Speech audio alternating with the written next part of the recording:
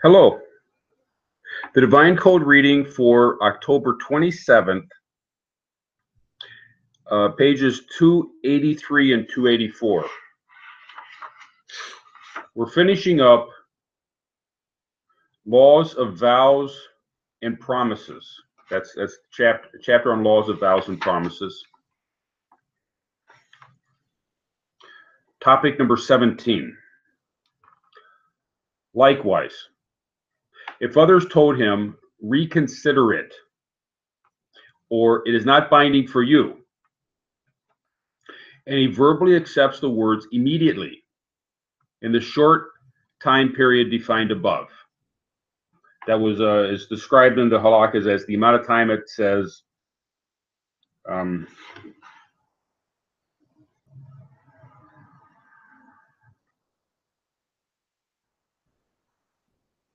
peace unto you, my teacher, which is probably the same amount of time it would say in the Hebrew.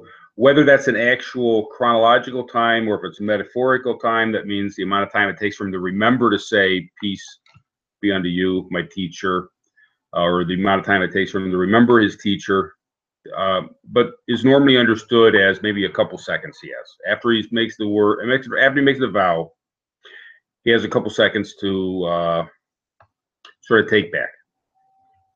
Once that couple seconds goes by, assuming it's chronological time we're talking about here, once that couple of seconds goes by, then he would have to go into the next chapter, which talks about the annulment of vows. So if somebody says something to him, and we don't know for sure how long it takes for the person to say something to him, but we assume it's the person hears the vow, says to him, you should reconsider it. Then he has that couple of seconds to take back the vow. Otherwise, the vow holds.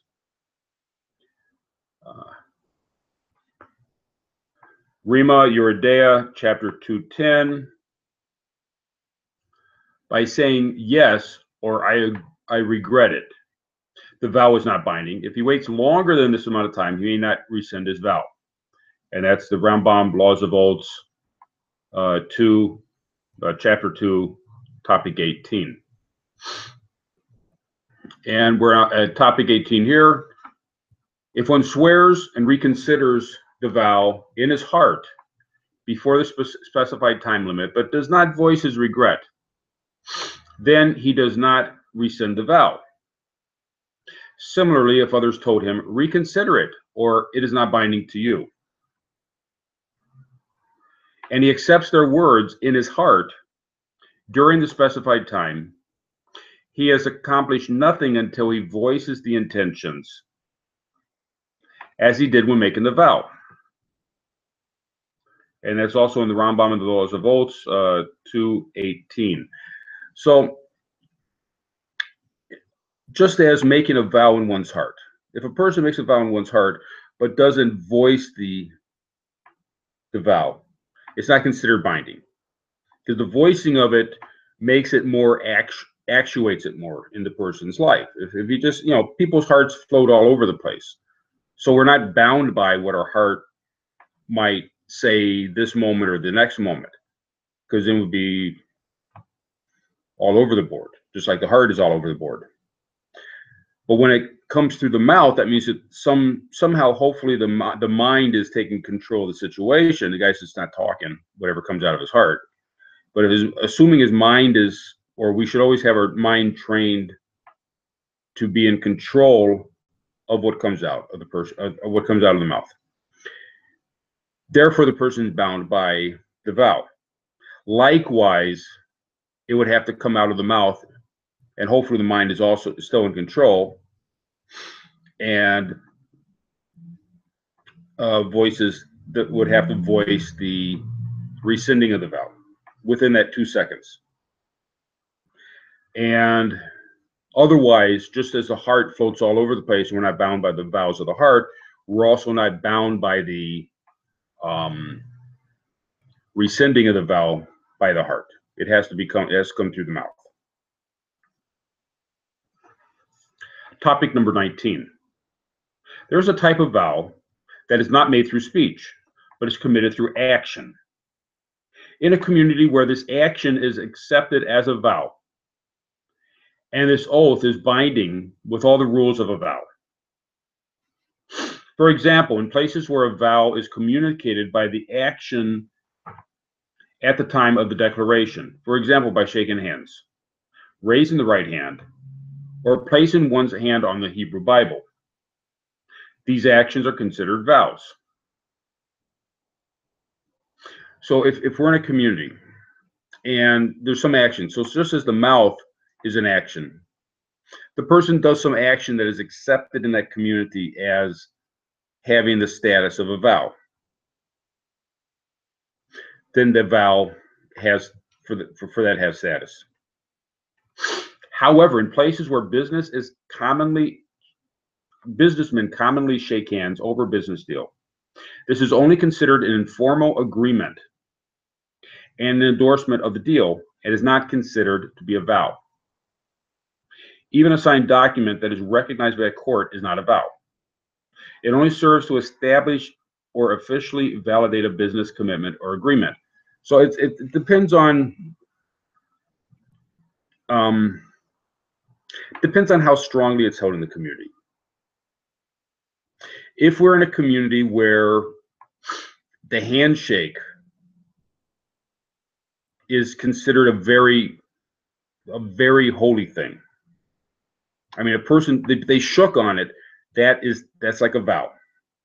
Now, in today's society, people shake hands on things, and then they don't. Unfortunately, we don't take it as strongly as it should be taken. But in some societies, it would be, or some cities maybe, or some groups of people, it's taken very. It's like a solemn thing. Likewise, in some areas, a signed document is a solemn thing. I mean, we would think that would be pretty serious. And if it's seen as a casual thing where people sign documents, and it might have some legal status, but it doesn't have the holy status. So it depends upon how the community takes things like signing documents or shaking hands. And that varies from one area to another.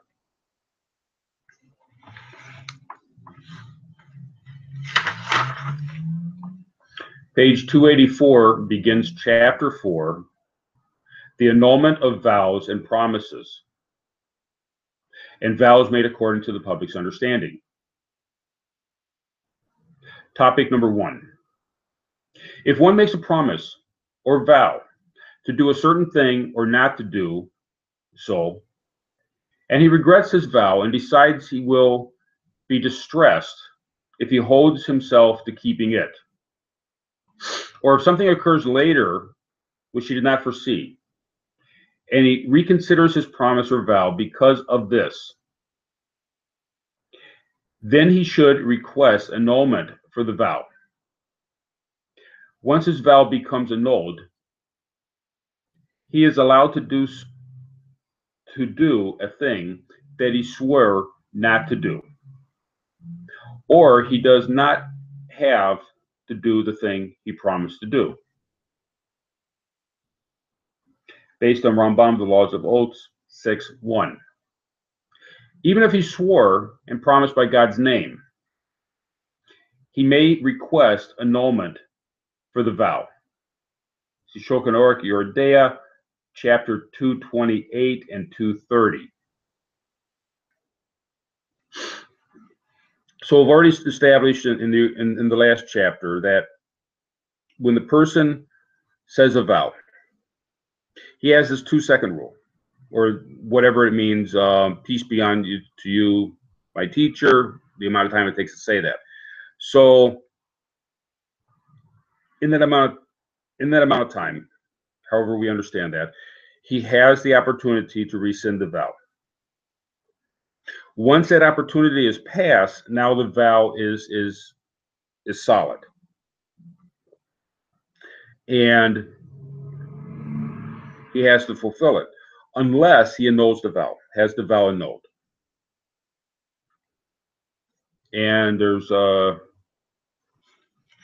some pages in the Divine Code, and there's books written on the details of this halakha. Topic number 2. It has been explained in the previous chapter that a person should not rush to make promises or vows.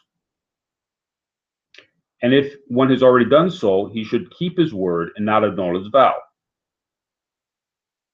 He should endure distress to uphold what he swore verbally, rather than annul the oath. For anyone who swears and then annuls his oath, his vow, is like a liar. This can be shown from what happened to King Zedekiah, who was killed by Nebuchadnezzar for annulling the vow he swore to him, as explained in Tractate Nedarvin 65a. So the Israeli king, swore a vow concerning not to disclose some information about King Nebuchadnezzar. And he broke the vow. Actually, in that case, I think he had annulment for the vow, but still, it was a very, he should not have had the vow annulled. And King Nebuchadnezzar took it very seriously and had him executed for it. So this is not something to be taken lightly. Unless it's very, very difficult for the person should go through with the vow. Even if he does regret it, he should still go through the vow. What we're talking about here is an allowance, because otherwise it'd be impossible for people to go through their lives. Therefore, there's an allowance for this.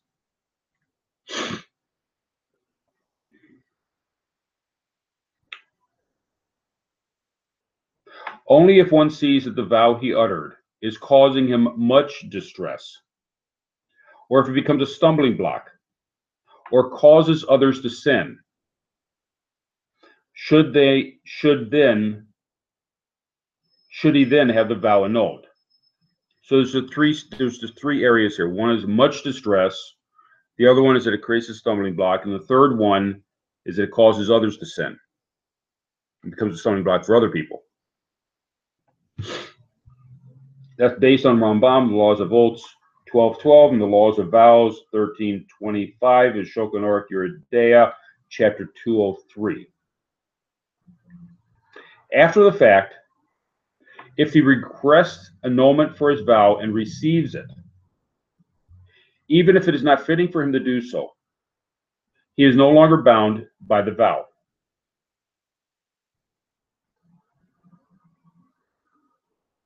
Topic number 3. So this might be similar to, there's certain halakas that after the fact, it shouldn't be done, but after the fact, it's the person's allowed to derive benefit. Like there was the thing that we had about the laws of idols, where it's not permitted to purposely mix idols with mundane items in order to make the idols nullified. But after the fact, the person can, the nullified idols can be used for benefit. It can be melted down for the goat or whatever. Or later on, there'll be in the next unit, there'll be that if a person is not allowed to graft different types of fruit trees together, but after the fact, he's allowed to eat the fruit. So we should not annul vows, but after the fact, it's permitted to live according to we're allowed to derive benefit from the annulment of the vow. Topic number 3. One cannot annul his own vow. That's the Rambam Laws of Oaths 6:3. So we can't just, I mean, we got the 2-second rule. The 2-second rule is the opportunity to annul one's own vow. After that 2 seconds, or however we understand that to be, the person is stuck with the vow himself. He can't annul the vow himself.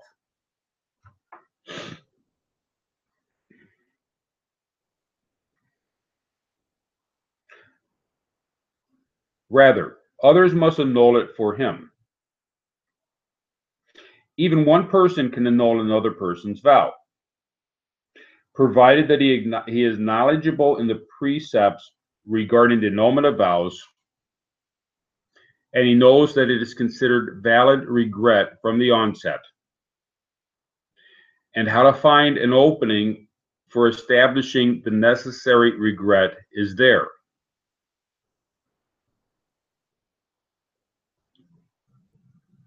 See the Jerusalem Talmud, Tractate Nazir, beginning chapter 9. Rabbi Yosei and Rabbi Avahu have the opinion that a Gentile does not need to request annulment from a scholar specifically, but even may do so from an ordinary person. The law follows their opinion, as seen from Tractate Sota 36b, that Pharaoh said to Joseph, "Go and annul your vow." So we see that annulment of vows also applies to Gentiles. That's because Pharaoh tells Joseph. Now, therefore, it's understood that that Pharaoh had an understanding of the concept of annulling vows.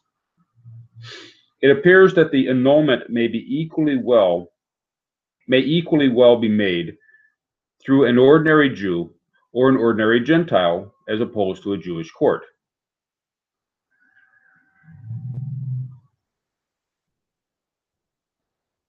Now, the only time I'm aware of annulment of vows is right before Rosh Hashanah. I mean, that's my own experience.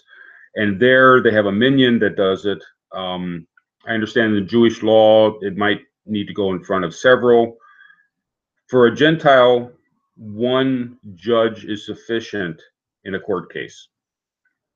So however it is for the Jewish people, for Gentiles, one judge is sufficient, and therefore one judge is able to annul a vow. Now, he needs to be aware of the system. Otherwise, it doesn't make any sense for him to be. He needs to have some awareness of what he's doing. Otherwise, how can he do it? So obviously, he needs to be aware of it. But it doesn't need to be a high-level scholar, such as it's normal with a Jewish situation.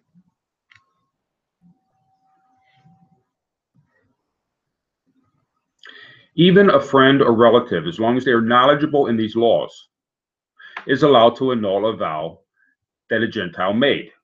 The Rambam, Laws of Oath 6.3, Shulchan Aruch, Laws of Oath 6.6, and Shulchan Aruch Yeridea 228.3.